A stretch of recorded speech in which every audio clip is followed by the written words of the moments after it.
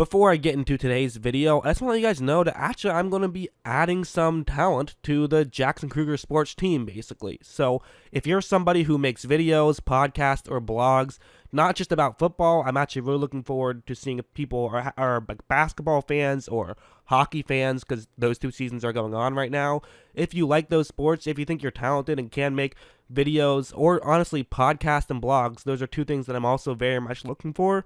Let me know, because we can try to build something here. I have my website up. I'm in the process of getting advertising on it. I'm almost there. I think within the next couple of days I'll have advertising on there, so you could actually make some money talking about sports, whether that is through blogs, podcasting, or videos. And also check out, I actually wrote a blog. It's about could Moneyball work in the NFL? A fun blog I had, so check that one out.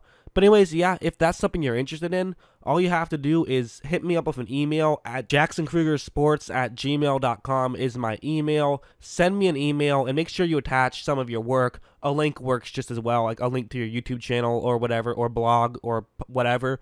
That works as well.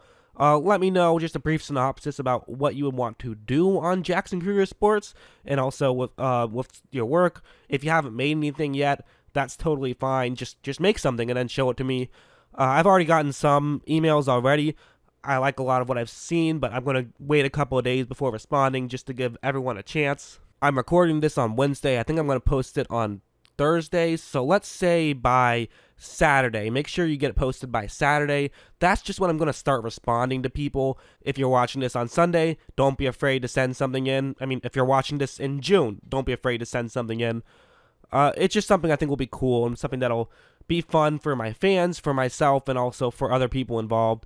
And so if that's something you're interested in, email me. And anyways, back to your regularly scheduled video. So there's honestly a ton of guys that do deserve credit for the Super Bowl victory. I've talked about a ton already, but one guy I have yet to mention who definitely deserves some love is Tyreek Hill. He absolutely was a huge factor in their comeback. In fact, he was actually targeted 11 times in the fourth quarter alone, which just goes to show that, you know, Mahomes was saying, I'm going to give it to you, give it to my best receiver in the big moment. And you know what? We might as well just get into it. Let's talk about the play, the Tyreek Hill play, which despite all of these breakdowns I've made about the Super Bowl, I haven't made one about this play yet, which is crazy. This is the third down and 15. This is the play that really started it all. If they don't get this, who knows if they're able to make the comeback. But what's going to happen is that it's going to be a cover 3 zone that the 49ers are in. And the Kansas City Chiefs, they have a route concept designed to beat cover 3 deep downfield. The problem is they haven't been able to really succeed at running this type of play all game because they haven't had the time to do it. What the play is going to be is that they have those two receivers run those two routes right there, basically. So the receiver on the top half of the screen gets the defensive back who's in charge of covering the top right corner of the screen. He goes further in. And then, since it looks like Tyreek Hill is running towards the middle, then, you know, the defensive player in charge of covering the top of the field then just assumes he's going to be running towards the middle. He assumes that the safety who is deep is going to be the one who's going to cover Hill. So then when Hill cuts back to the top half of the screen, it becomes a one-on-one matchup deep downfield. And if you can fool the safety, then it can result in a huge gain. Like, take a look at what happens right when the ball is snapped. So there is a defensive back, as you see, who is moving in. So this part works out because, you know, he looks over there and says, okay, Hill's running towards the middle of the field. I have a player over there, so no point in me also running over there. I'll make sure I just cover up this player because otherwise he'll be open right around the first down marker. I can't let that happen. But as we know, Hill is going to cut back to the top half of the screen, so he's probably going to get open here. We can't really tell from this point. But if you look at Mahomes, he doesn't have time to wait and see. There's pressure coming right now. He has to make this throw or he's going to get sacked. And so he says, you know what? Probably is a good enough chance for me because, quite frankly, we have to make a play. It's third down and 15. And if this gets intercepted deep down the field, it's honestly not the end of the world because we would probably punt here anyway. So he sends a prayer and it is answered by Hill. Hill is able to make the grab. They get the first down, and that did. I mean, that's jump-started this comeback. They scored a touchdown on that drive, would later score a touchdown on another drive, and win the football game. It was really just a well-executed play. I mean, Hill did exactly what he was supposed to do on that play. Just a great route. It honestly reminds me a little bit of Julio Jones's route, although not exactly, when Julio made the famous catch in Super Bowl 51 that was soon after forgotten about due to the comeback. but it was a little bit like that. It wasn't a straight up double team like Julio's was, but it was a very similar route, and he ran it very well. But of course, we've all seen that play a million times at this point, unless you only watch my channel, then you've seen it once. But let's talk about some of these other plays, because he did have some big sort of smaller, subtler plays. It kind of reminded me a little bit of like when you see a basketball player who you feel like hasn't really done that much in a game, but then you look up at their box score and they've put up 30 points. It was kind of similar with that for Hill. I mean, he had 9 catches for 105 yards, and while a big chunk of that was the 44-yard catch, he definitely had his moments in there. Like, this play was a pretty interesting one. This was early on in the game, but it's going to be a cover 3 zone, a little bit of a shift deep downfield, but it's a cover 3 zone, and for Hill, he's going to be running that route right there, which is pretty good against this type of coverage. As you see, it will get into a gap right there, so this is definitely a route that Mahomes will try to throw to once the ball is snapped. And in fact, he's even going to roll out just to give himself a little bit of a better angle to make this throw, but he really should make this throw right now. However, he isn't going to. He's going to wait a little second. And I'm not exactly sure why. I think maybe he just struggled to get the grip right on the ball exactly and just wanted to make sure he got it right. That would be my guess. He is going to wait a little bit of a second here. But watch how Hill runs with the gap. You know, he moves a little bit further down to the bottom half of the screen, just where the gap is also going.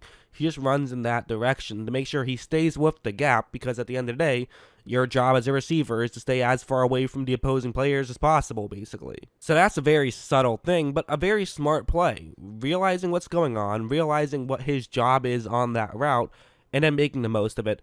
Just a smart play by Hill. This play was another good little thing where he's going to be going up. It's actually a one-on-one matchup against Sherman, but it is going to be zone coverage, so Sherman's job is to make sure he doesn't get beat deep, not really as concerned about getting beat shallow. Like, as you see, Sherman stays very far deep, Hill is open underneath, so at this point, I mean, this is kind of an okay situation for Richard Sherman. Every now and then he'll be able to run back and knock it away. He's not going to be able to on this one. But watch what Tyreek Hill is going to do. He makes the catch, he turns to Sherman, and at this point, I mean, I've seen Sherman play football for a very long time, and I'm pretty sure 999 out of 1,000 times he makes this tackle. Really, Hill has a couple of options. He could try to run up to the top half of the screen, but Sherman is kind of up in that direction, so maybe he could try to just sort of do a spin move, run to the sideline, or he could just try to run over Sherman. Those are the two things that Sherman is probably thinking he might do. But instead, he's going to sort of fake as though he's doing a spin move, but quickly run back, which allows him to get around Sherman. He only gains a couple of yards because of that, but I thought that was just kind of a fun little thing that he did. He got Sherman fooled, and, you know, that turned into an 8-yard gain. They got the first down on the very next play, and then they scored a touchdown on that drive. So again, those little things do build up and become big things over the course of a football game. There was also this play where it's going to be a cover 3 zone, and Hill has a good route against this type of coverage. It's going to be just a curl route,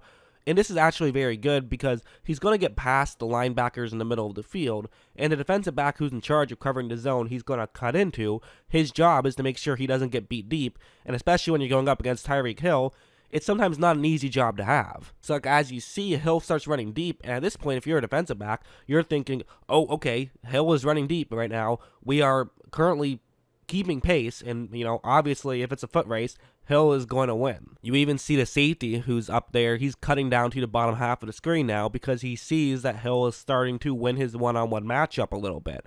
But of course, as we know, this is not a go route. He is not running deep. He is going to be cutting in here. So when Hill does that, he gets just wide open. I mean, there's probably 4 or 5 yards of separation right there. And he's able to, he kind of goes back a little bit, but he does get the first down, and that's what matters. And that's really, I think, what a big part of Tyreek Hill's game was, you know, Kansas City, they wanted to get those big plays. You knew that was kind of the storyline going in. Will Kansas City be able to convert on those big plays when they're going up against the 49ers team that is kind of built around not giving up big plays? And they did get the one that I showed you, the 3rd down and 15. That was definitely a key one, but they also had a lot of smaller plays to Hill. I mean, as I said, Hill had 105 yards on 9 catches, but if you think about it, he had a 44-yard gain in that. That's 8 catches for 61 yards if you take that out. So it was a lot of smaller plays. It was a lot of using Hill underneath, and that's really what Hill's game was sort of using the fear of him to get yards more so than actually his talent. And like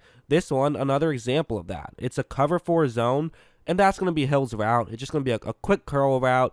And since this is cover 4, the linebackers are in the middle of the field, so there's going to be a lot of separation here. But again, with it being cover 4, if you're a player playing deep, you can afford to be a little bit more aggressive than you could in maybe a cover 2 because you have more help back there, so you don't have to worry too much. But even with that, you look over and Hill is able to just run a quick curl route, and he is just completely wide open at this point, you know? A lot of guys might try to play press coverage in that situation, but you can't play press against Hill. You just can't because he can run by you. He's able to make the grab and get the first down. He even, lowers his shoulder to get the first down. You got to love to see that. Everyone fighting to get as many yards as possible in the Super Bowl.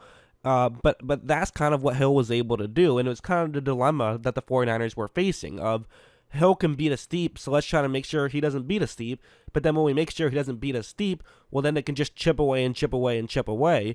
And on all of their touchdown drives, he had several of those catches where he was just chipping away. So while Hill, without a doubt, was, a good player throughout the course of the season, this might have been his most interesting game in a sense, where he wasn't burning guys downfield, but he still had a tremendous amount of value just by being the underneath guy. That had a ton of value. Maybe not the Super Bowl you dream about as a kid, being the guy who just gets those medium range passes, but he also had the one big pass, so that was definitely one of those catches you do dream about as a kid. So as a whole, very good game from Hill.